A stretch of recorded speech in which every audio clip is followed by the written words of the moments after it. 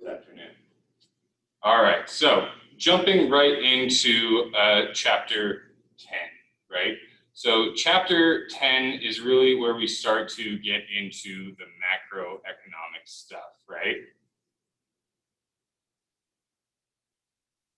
So, this class is a survey class, right? It's kind of a broad overview of what economics is, both micro and macro, where micro is the firm scale, and macro is going to be the larger stuff, right? So when we talk about the larger stuff, well, one of the first things that we're going to talk about is we're going to talk about, output, right? We're going to talk about measuring GDP and output.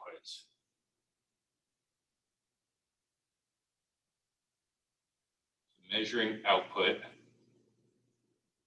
which when we look at this nationally, it's called gross domestic product.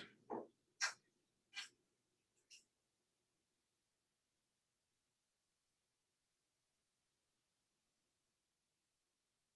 we'll define that in a little bit. And then also measuring growth. So what do I mean by growth? Well, when I'm talking about growth, I'm talking about, how quickly the GDP increases.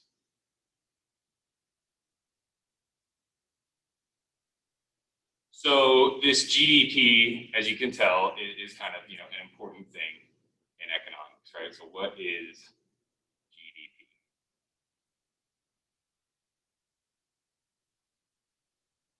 So it's a measure of aggregate output.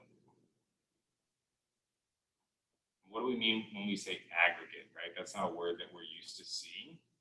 Aggregate, you can think about this as kind of summation or, all together.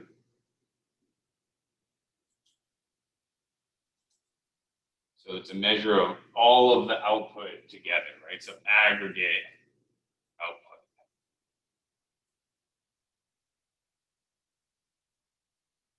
It's important for us to note that, GDP is inherently, it's not a measure of, number of toasters or number of cars or something like that, right? It is a measure that is in dollars, right? So it's a monetary measure, right? It's not measured in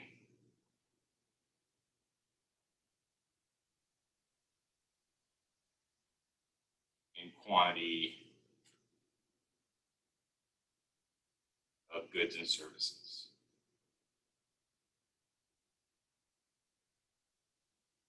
And there's a couple of kind of tricks that we do in order to avoid double counting. So when we define what GDP is, in order to avoid multiple counting, what do? We have to look at just the market value of only final goods and services.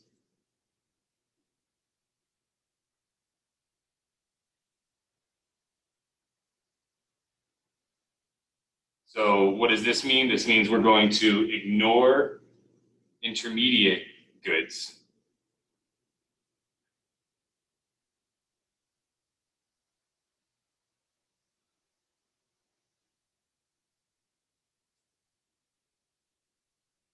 And this means that GDP is inherently a measure that's attempting to get at the value added. So it's trying to count the value that's added to whatever that product is, that industry, so on and so forth.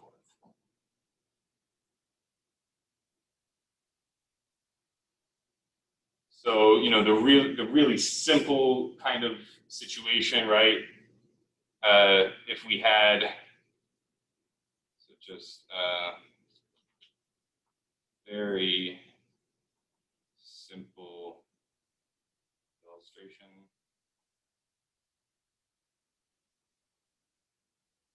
So if, in year 1, we had an annual output in terms of things that is, 3 sofas and 2 computers.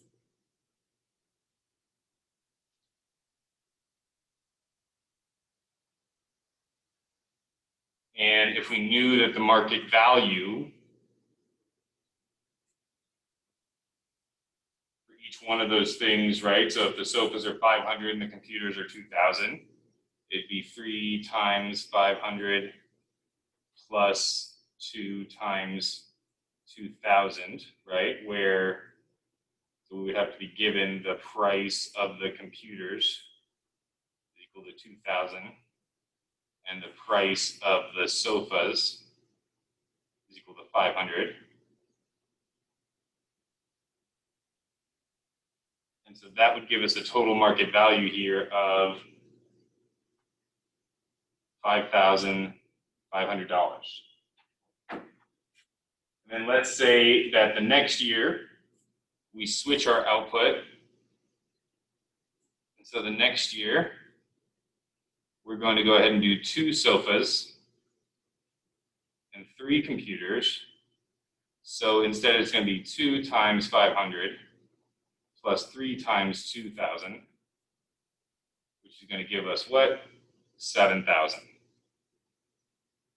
So what would we say? We would say that our monetary output has increased from year 1 to year 2.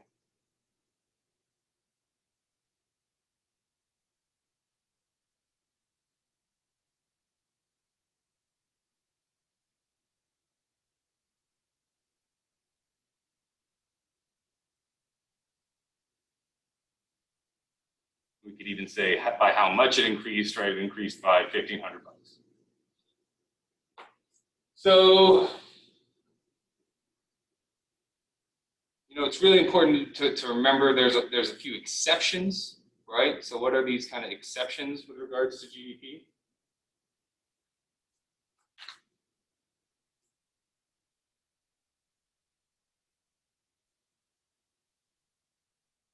So the exceptions with regard to GDP are, this excludes financial transactions.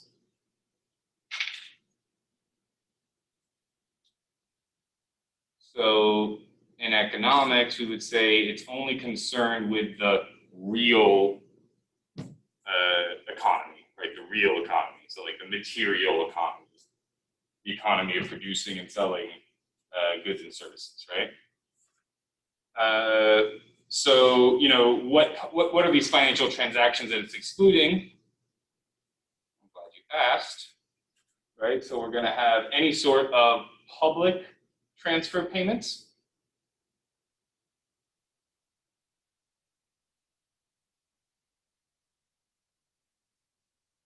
So what do we mean by a transfer payment? Anybody know what a transfer payment means? One of those key terms that's defined somewhere in the book.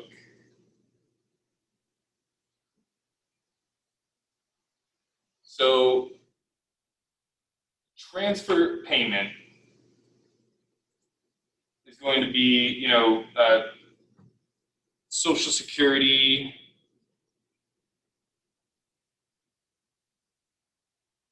Medicaid, food stamps, right? The SNAP program. These are all public transfer payments. Private transfer payments also excluded.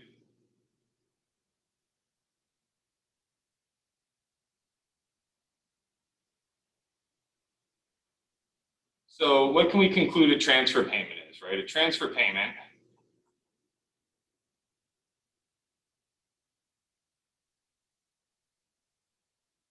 triple equal sign means it's defined, right?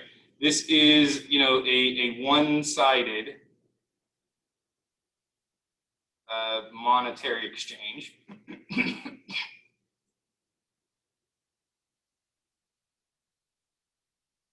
Where no goods and services are exchanged.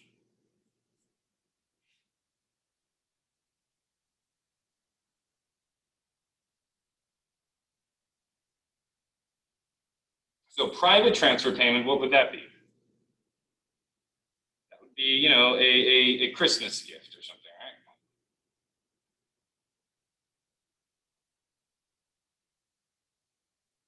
And then lastly,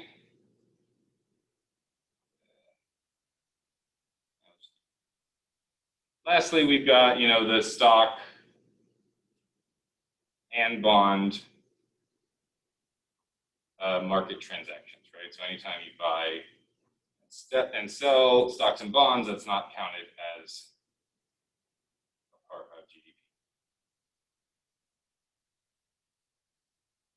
And then also, we talked about this earlier, but just also worth noting, this is only talking about final goods and services, right? So that means that it's going to exclude any secondhand sales. So, you know, if I sell a used car to my friend, well, I may have to pay taxes on that, or the friend has to pay taxes on that sale. That's not part of GDP. So there's two main approaches when we're tackling this problem about how to measure our economic output, right? So, you know, essentially, we can think about GDP as there's one approach, which is where we're going to sum up all of the different expenditures.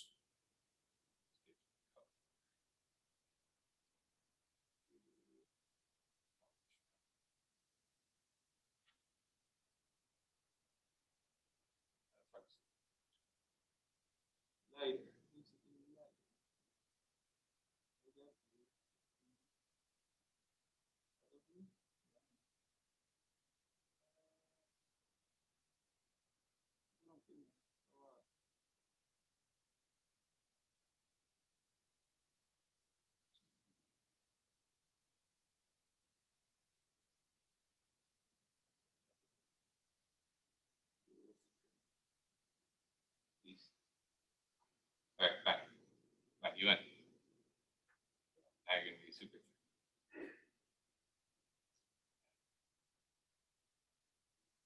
How do you like the rainbow?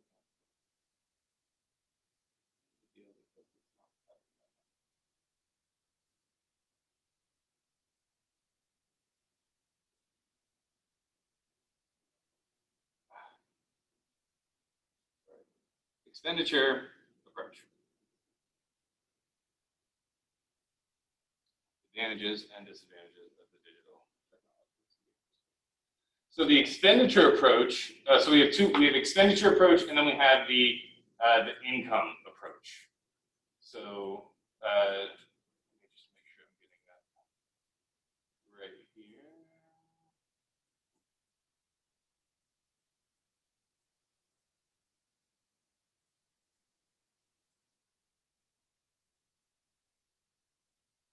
They only actually talk about the expenditure approach, so drop that. So don't worry about this other one. This other, essentially, we can look at it at either side, right? Because everything, so this is all the wages and the, you know, the profits that are distributed, right? So these are, so profits distributed, that's just what, the dividends and the returns on investments. So we can measure GDP in terms of the income, or we can also measure it in terms of, at the end of the day, this should be very close to the expenditure, right? The expenditure approach is going to look at, you know, all of the consumption.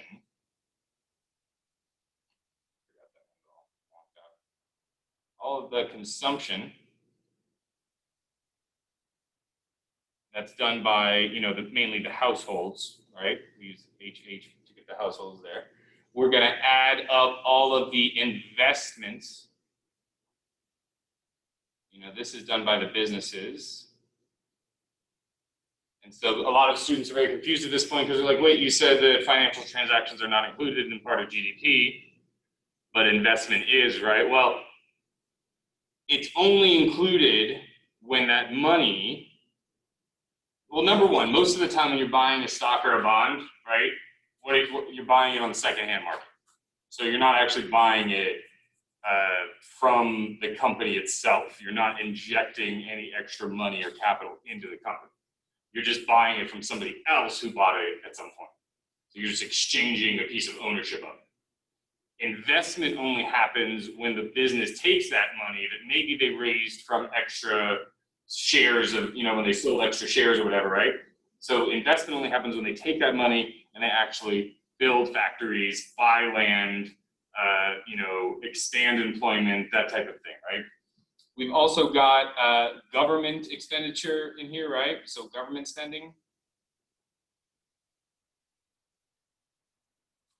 And then lastly, we've got our exports. And then we're going to subtract, walking out on me, subtract the imports. And so these two together are what we call net exports.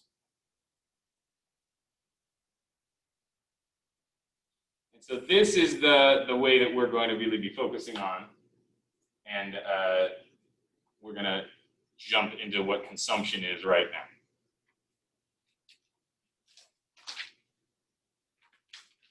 So this GDP equation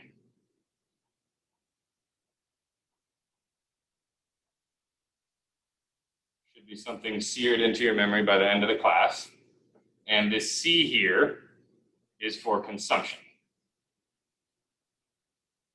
Right? And so this is talking about all of the both durable and non-durable consumer goods spending, right? So what do we mean when we talk about durable and non-durable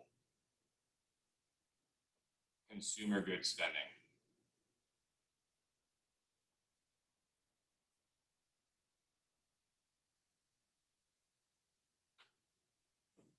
So, you know, approximately 10% of all our consumption's on durable consumption here.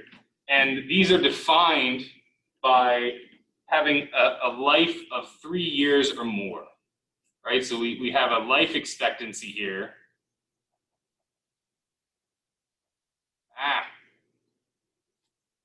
What do I need? Surface.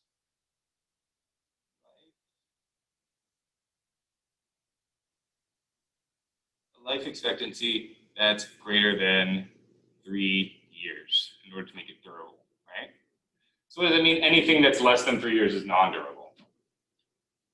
So this is going to be all of our what? This is going to be food, clothing, and what's that thing we love to buy, especially out here?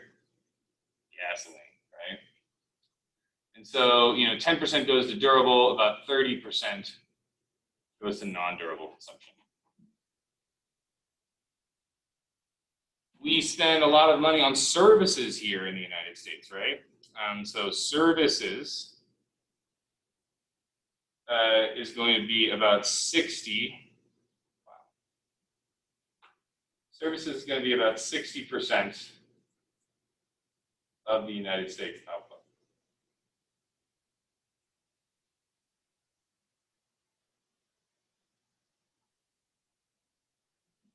And so that's largely why, you know, we would call the US a service economy.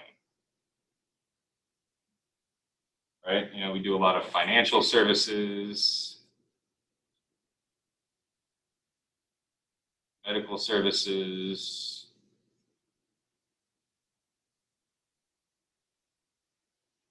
There's a ton of services that we produce here in the United States, both for our domestic citizens and abroad.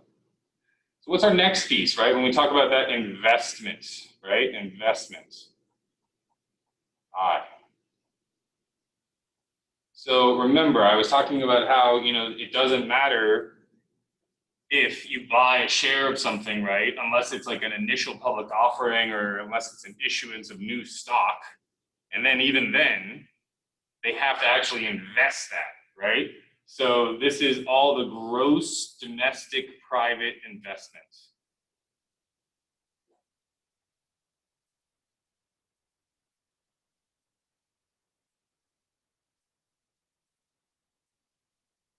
So what do we mean by gross, right? Well, we had that word net earlier, right? Where it was looking at the difference between our exports and our imports, right? That's our net exports. So our gross exports would just be that total amount of exports. So when we're talking about the gross domestic private investment, right? We're just talking about the total amount of positive investment. Essentially, the reason why they have to say gross is because there's something called depreciation, right? So, is your laptop that's 4 years old, gonna be very good for doing the latest kind of word processing or whatever, right? Like, no, you know? And then, like, if it's 7 years old, even more so, right? So machinery wears out over time. Computers and other stuff become obsolete over time. Cell phones, right? We've all seen that with Apple products, become obsolete over time. So the reason why they have to talk about gross instead of a net is because of this thing called depreciation, right? So we're talking about the gross domestic. What do we mean by domestic? We're talking about just the stuff that's here in the US, right? I don't care if you're a US company and you're building a factory somewhere else, that does not count as part of US GDP. It's got to be private, right? This isn't the government, right? This is a private enterprise. The government stuff's going to be covered in the next part, the third part of the expenditure approach to GDP. And it's going to be this thing called investment. So what do we mean by investment? Well, we mean machinery, equipment, tools. We also mean, all sorts of new construction and remodeling.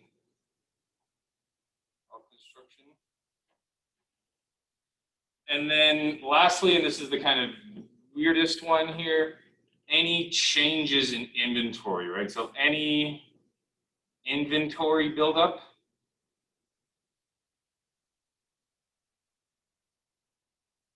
is seen as an increase in investment, right? Because essentially you're kind of like, you've got more computers for next year when you're going to sell those computers. So as long as the inventory doesn't go bad, right?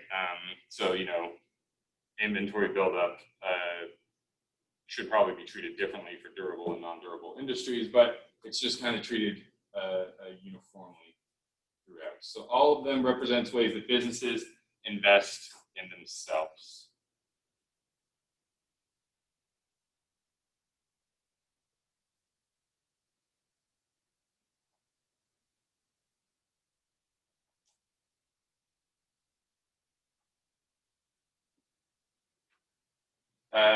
The other one is going to be here in investment, so it's kind of the odd boy out here is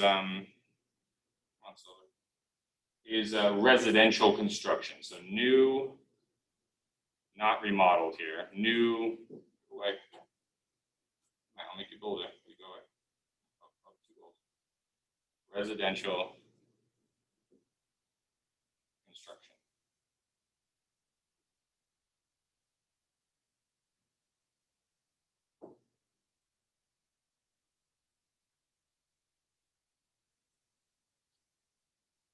We've got our government expenditures. Maybe I can get this one back.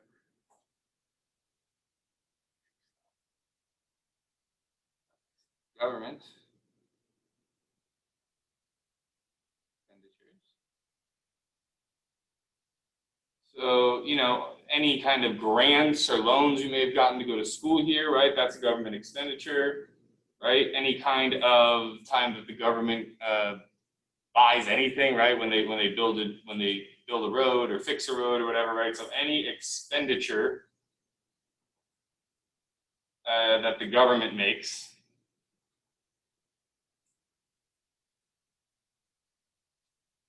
for goods and services, any expenditure on publicly owned capital.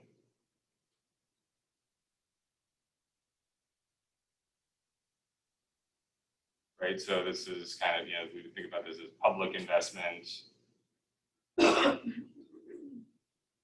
We often hear about this a lot as infrastructure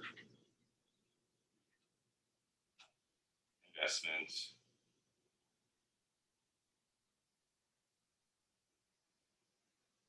We've got a huge infrastructure deficit here in the United States that we really need to address soon. Civil engineers have been saying for like 15 years, like we have a failing grade on a lot of these bridges, and they're gonna like start collapsing, and sure enough, they're starting to collapse. Maybe we'll see. Pay attention.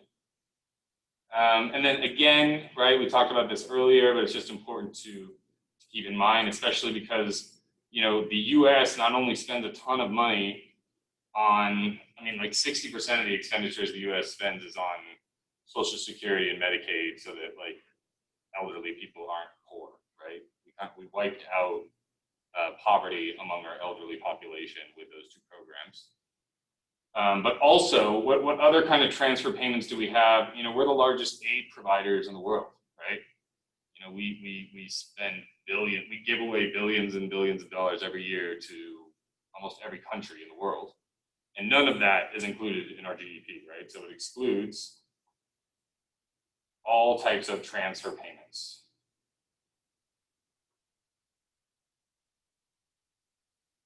Right, so U.S. aid, as well as, Social Security, Medicaid, etc.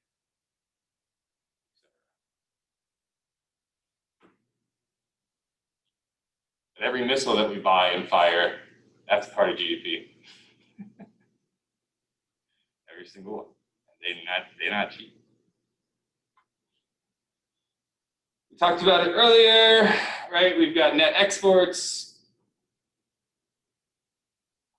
So this is represented as an X and all this stuff.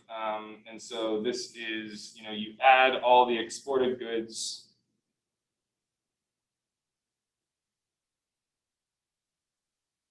and then you subtract all the imported goods. So what are a lot of the exported goods and stuff, right? Well, we talk about financial services. We're one of the largest media providers of the world, right? In terms of, Hollywood and movies and music and stuff like that, right? We export a lot of that. We export a lot of food, right? Our country's able to produce enough food to feed ourselves, and then we export the remainder. Now, however, we overall have had a negative net export balance for quite a long time, partly because our appetite for goods has been, and this is shifting as like more and more goods are turning digital and things like that, right? But our appetite for goods has been mostly for consumer electronics and clothing and things like that, right? So as the U.S. consumer is getting more affluent and is able to buy more things that they want, what are the things that they want? They're not necessarily things that we're producing here in the United States. And it's not necessarily like,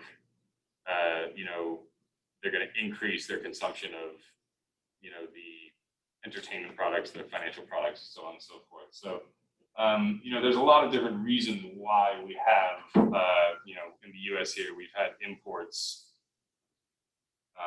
that are much larger than our exports for quite a while. And, this was a really important, political point in the last election, and it's been, a political point throughout this administration, right, in terms of the tariffs and the trade war and everything, and this has stayed the same. This hasn't really changed. I think there's like a recent report that says that the net exports are like lower, they're lower than they have been in 50 years or something like that, right? So the problem with trying to lower your imports by tariffs and taxes, right, is then other people can do the same. Other people go ahead and lower your ability to export. So they may be, decreasing, there may be some policies that are making, shifting this down. But if this is also shifting down, right, then we're still going to have a trade deficit. We're still going to end up, with, so it may have been, $30 million of imports before and $15 million of exports, right? And now it's something like, 10 million and 20 million. Well, it's actually not even that. It's more like this has gone down to like 5 million. And this has only gone down to like 25 million. So we've lost $10 million of exports, but we picked up, oh wow, just like everything black for me? That's not what I wanted at all. I'm overheating, give me a break. So this went down to like 25 million, and this went down to 5 million. So the trade deficit, right, the difference between it was 15 million before, and now it's 20 million. And so yeah, we've decreased the amount of imports that we had from abroad because of the tariffs, but our exports have decreased as well.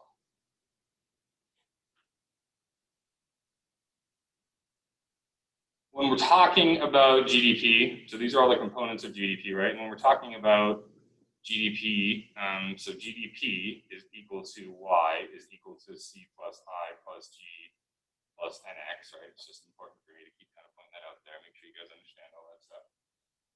So remember that this is a dollar value of production. And so anytime we use a dollar value, that's going to create problems.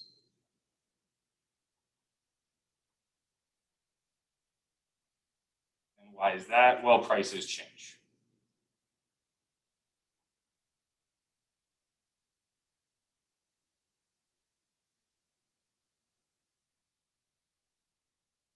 So what's our solution to that? Well, our solution is to essentially compute a different kind of GDP, right? So this GDP is what we would call a nominal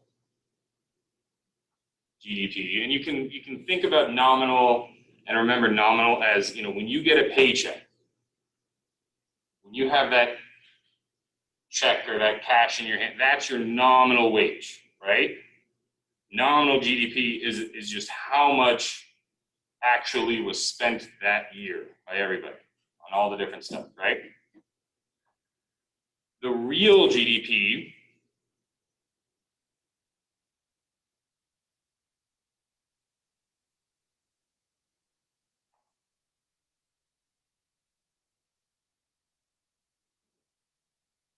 that uses only one set of prices. So if the real GDP increases,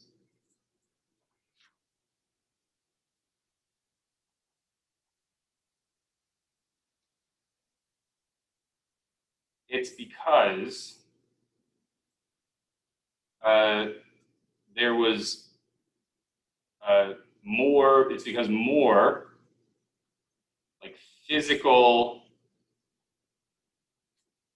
goods and services were produced and sold.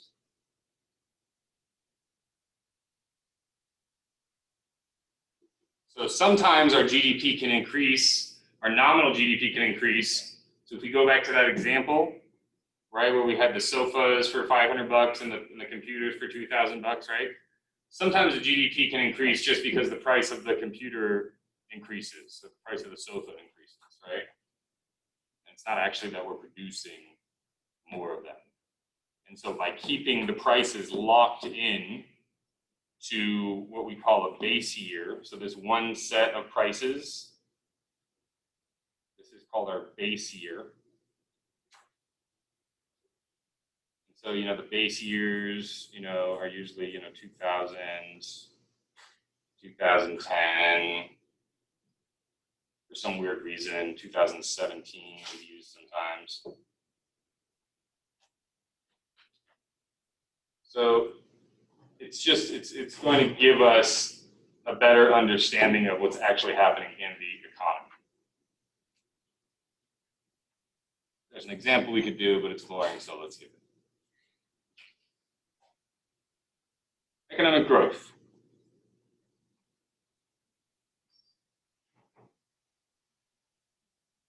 What do we mean when we say economic growth, right?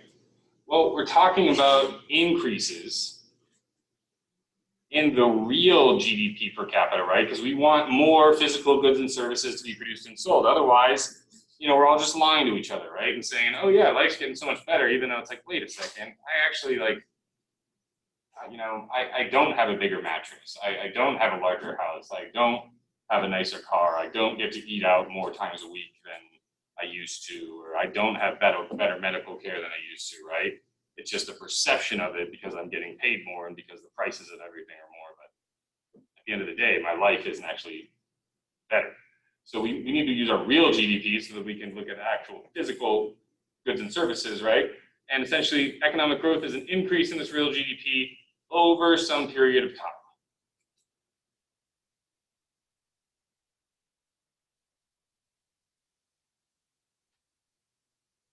And so, this is represented as a percentage rate of growth.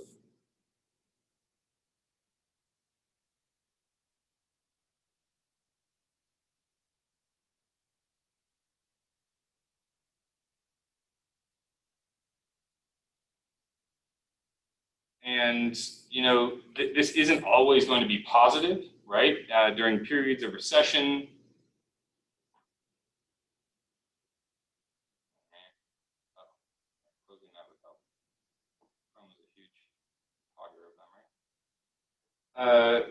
so, during periods of recessions, this is going to be negative, right?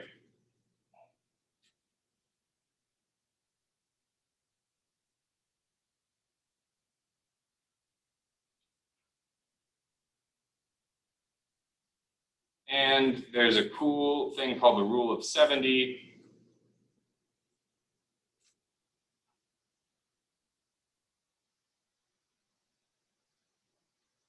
That, essentially, if you want to know the approximate number of years for GDP to double,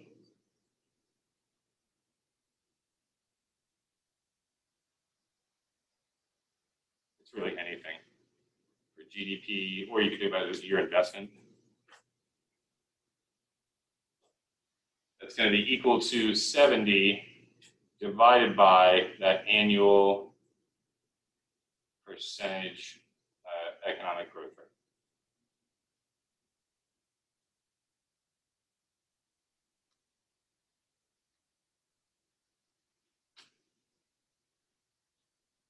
And what we find, economic growth is compounding. So this rule of 70 applies to anything that has compounding interest.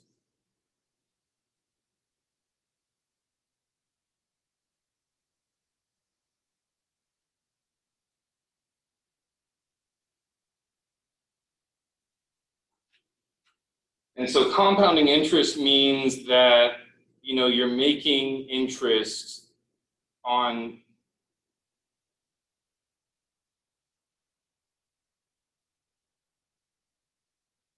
not just the principal, but also any interest accrued. Accrued means like earned, right? Like any interest that's already been. So, the difference between compounding interest and regular interest is huge. Compounding interest is the reason why, the country can have, there's some good examples in the other.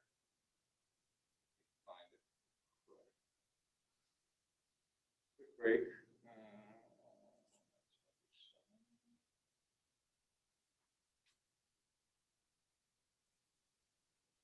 Yes. So, this is a little bit of a deviation, but it's actually interesting. So in 1870, China they had an output per person. Oh, the other thing too is we want to look at the output per person, right? It doesn't make sense to just look at the output for the whole country.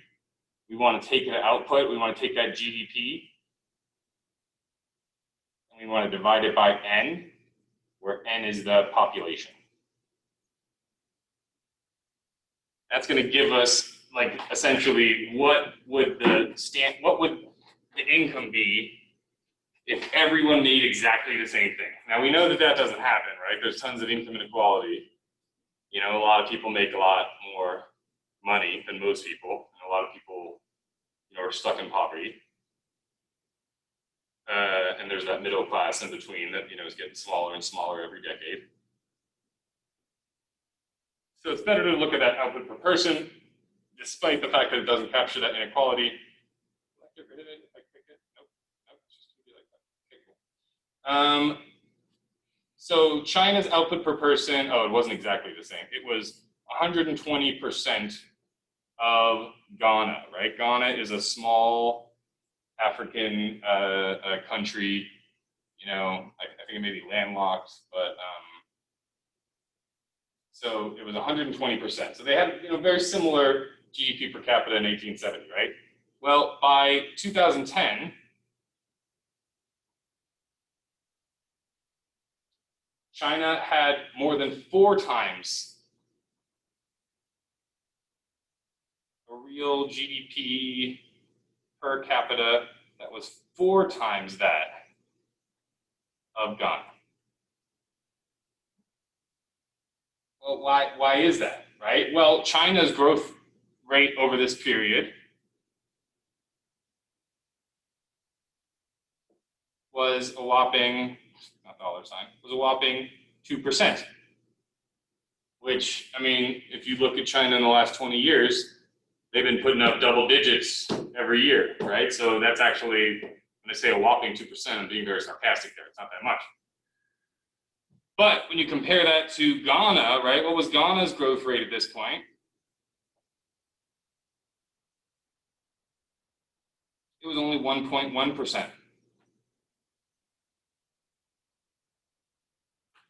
So again, one more example, and then we'll get back to the notes that are coming from our book, because this is actually coming from a macro textbook lesson. But, you know, differences in the interest rates matter, right? When we have compounding rates, especially over long periods of time, right? So if we take an interest rate, if we take a look at 2, 4, and 6, and we take a look at the value of $10 that's invested after 200 years. So I don't know if any of you guys have watched Futurama. There's a great episode where Fry remembers he has a bank account and he checks it and it had like, you know, 80 cents in it. But because of compounding interest and he was frozen for 1,000 years, he was a millionaire or whatever, right? It's a funny episode. So $10 after 200 years, if the compounding if the interest rate's really low, it's actually not going to do too much, right? It's going to give you $524.85, right? You know, for 200 years, doesn't seem that worth it, right? But what if we ramp it up to 4%, right? And here's the magic of compounding interest. Ramp it up to 4%, it goes up to $25,000. We go up to 6%, another 2 interest rates, another 2 you know, percentage points every year, right? Another $2 on $100, and we end up getting $1,151,259.40. So it's quite a stark difference when we're looking at growth rates and we're looking at you know, economic growth. Interest rates, growth rates, same kind of thing, right? So in the long run, it really does matter how much that growth rate is. So how are we doing? How's the US doing in terms of growth rate, right? So let's look at it. So the growth rate US real GDP. So this is just going to be the aggregate real GDP, not the per capita. From 1950 to 2009, right? We saw that it was actually really good. You know, it increased sixfold. What does that mean? That means that we had a positive 3.2% increase in real GDP on average per year.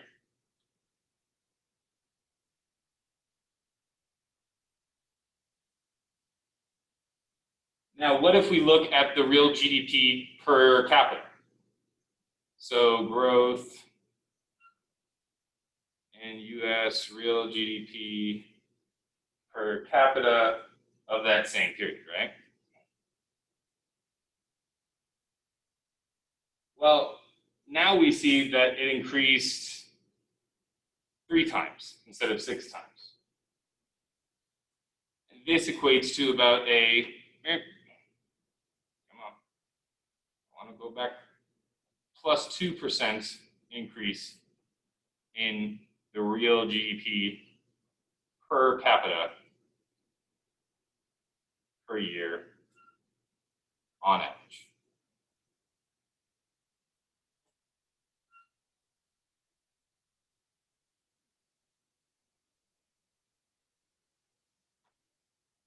So the numbers don't always account for improvements in products and services. So they actually tend to understate the growth in economic well-being.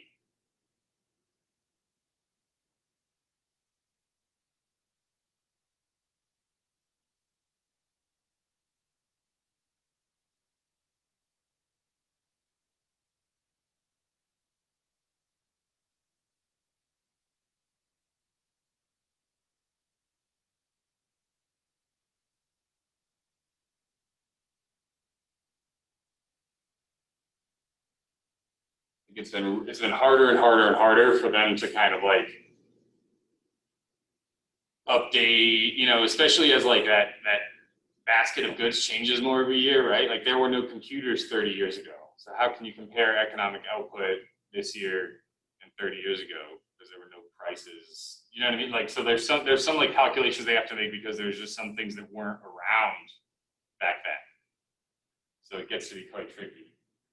So they don't take into account, you know, the improved quality. They don't take into account the added leisure that we have right now, and you know, any kind of environmental or quality of life impacts are always left out.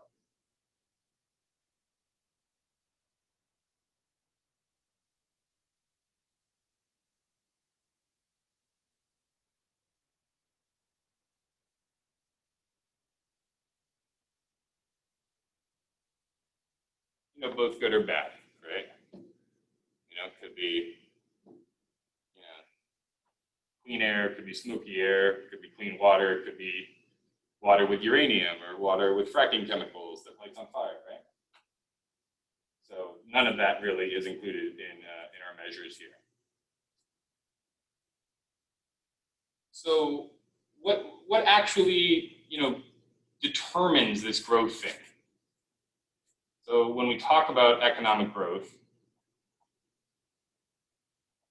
we want to know, you know, what are the determinants? What makes it tick? And so, you know, essentially we've got, you know, kind of 2 sides to it, right? We've got a supply side. So we've got supply factors. You know, and so this is, you know, the quantity, quality of your natural resources. You know, do you have, you know, desert land or arid land, or is it, you know, loam? Is it, you know, do you have diamonds and coal and energy and natural gas and, you know, fracking reserves and shale and all that other kind of crap, right? You know, what's another one of these, right? We've got human resources. So do you have people? Are your people well trained? You know, do they know what the heck they're doing? Can they manage themselves? Are they being managed effectively? Is the way in which they're using the natural resources to produce a final output, the most efficient way that there is.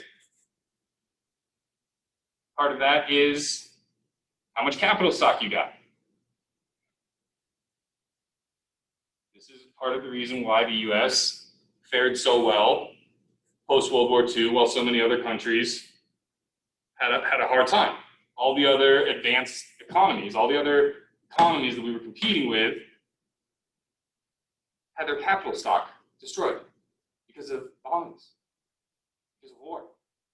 We were very lucky in that we were the only country where the theater of war never got here. So our capital stock remained intact. And so not only did we have that advantage over everybody else, but then we also ended up loaning them a bunch of money, kind of integrating them into this club, the OECD, getting some trade agreements, setting up some different courts and some different international institutions to try to deal with any kind of discrepancies that may happen, right? The big part of that was the fact that our capital stock was left intact, and you know, there was no one else to help produce the steel and roads and just the things that they needed to get things back on track in a reasonable, timely manner. Sure, they could have done it without us, just would have taken longer, would have cost more. Last one is going to be any kind of increases in technology, right? So technology is the key, right? How do I put all of these things together, right? And we have found that increases in technology, it's increases in technology and then also increases in human capital, right? Which is what all of you are doing here in this classroom today, right? You're increasing your human capital by going to college, by learning something, by increasing your value added to whatever company or enterprise you may be participating in when you leave here, right? But it's technology as well, right? Like how can we measure how much more productive society has been because of computers, because of the internet, because of the ability to Google something? Like it's completely immeasurable, right? It's intense. It's very, very large. We also got some demand factors, right? Of course, whenever I talk about supply factors, there's going to be some demand factors coming up there, sneaking up right behind, right? So what are these demand factors? Well, essentially, so this, people didn't really think about this until the Great Depression, right? Until the Great Depression hit. Up until the Great Depression, everybody had this thought, laissez-faire, right? Just let it be, the markets will come back in and of themselves, right? Well, there's a demand factor in terms of the households, the businesses, and the governments, right? So this isn't really so much of an issue for our government, but other governments, Venezuela, Iran, those kind of governments, right, that are restricted for one reason or another. They must be able to purchase the economy's expanding output, right? They must have the resources. So the money or savings to purchase the economy's expanding output.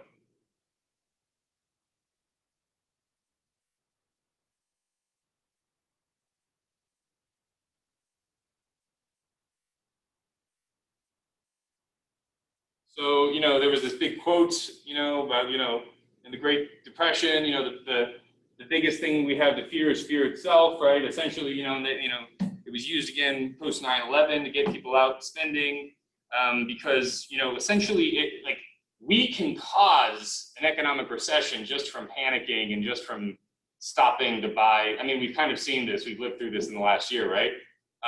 But it could have been a lot worse. It could have been a lot worse. So we've done a good job through the last few crises of really, through both, signaling, through heavy intervention in the bond markets by the Federal Reserve, right, which we'll talk about that in a bit, through those, the Trump bucks stimulus checks that everybody got, right, the $1,200, and they might be doing some more of that too as well soon here. So these are all things to pump up that demand factor, right? Because it doesn't matter how great of technology you have and all the capital and all the stuff like that, right? If nobody's buying it. So what happens when nobody buys it is then the prices start to go down, and then people start to get laid off, and then people aren't buying because they're getting laid off, and then the people that are still employed, well, they're getting wage cuts now because the price of the products are going down because there's a lot of products in the market. So it's this really nasty downward spiral that happens that we want to avoid at all costs. And so that's why the government comes in and does what's called prime the pump, right? Which is where they spend a bunch of money in order to put money in the hands of the households and businesses and municipal governments, right? In 2008, the different municipal governments had to be bailed out.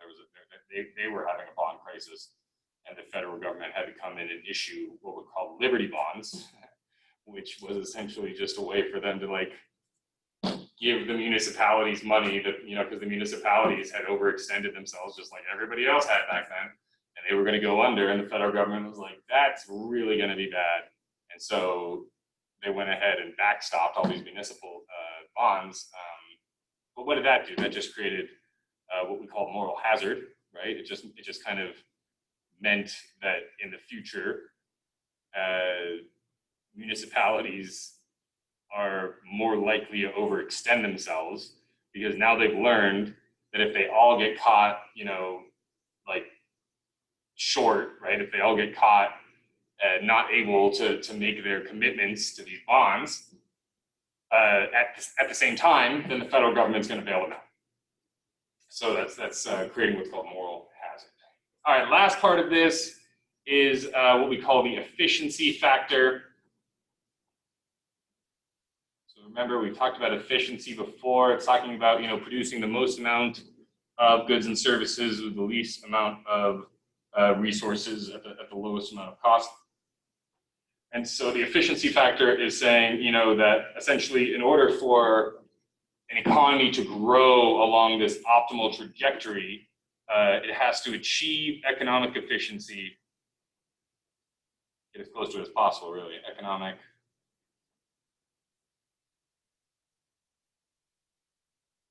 in all of its industries, right, which is pretty high order. And then also has to achieve full employment. So what do we mean by full employment? We don't mean every single person in the economy is employed. We know that there's going to be a little bit of unemployment from time to time. That's just natural. It just happens, right? Because, when you guys graduate, you may be unemployed for a little bit before you find a job, right? That's called frictional unemployment. If I quit this job and I was looking for another job, that might, that there might be a little bit of unemployment right there. It's called frictional unemployment, right? What if, all of a sudden, all of this became, AIs did all this work, right? Well, then I would be structurally unemployed, right? Essentially, my skills would no longer be very valuable in the market. And so I would have to, pivot, do something else, retrain, get some new skills. And then lastly, there might just be cyclical unemployment during recessions and stuff like that. I mean, we're seeing that right now. We've got 1 million people unemployed because of the coronavirus thing. So achieving full employment doesn't necessarily mean that it's 100%, right? So the key part with this is it's not 100% of the labor force employed. It's kind of it's like 95%. It's more like 95%. We expect 5% to be unemployed for various reasons.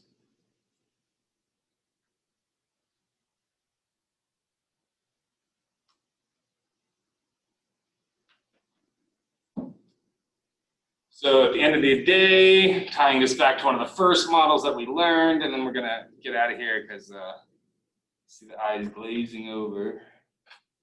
What does economic growth do at the end of the day, right? Economic growth is a way for us to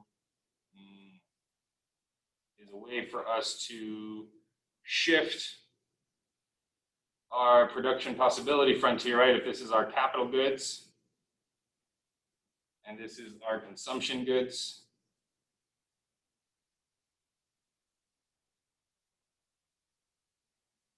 Economic growth allows for a shift outwards in the production possibility frontier.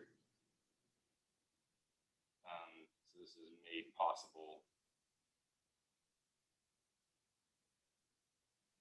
by positive economic growth. I guess it's kind of redundant. It would be economic decay, right? Not negative economic growth, but better to be overly redundant than big. Any questions on that? We made it through all chapter 10. We'll talk a little bit about productivity, growth, and stuff like that, and then we'll wrap up chapter 11, and then we'll be on track. I'll send you guys any updates as they come. I'll update the grades today, and yeah, send me an email if anything comes up.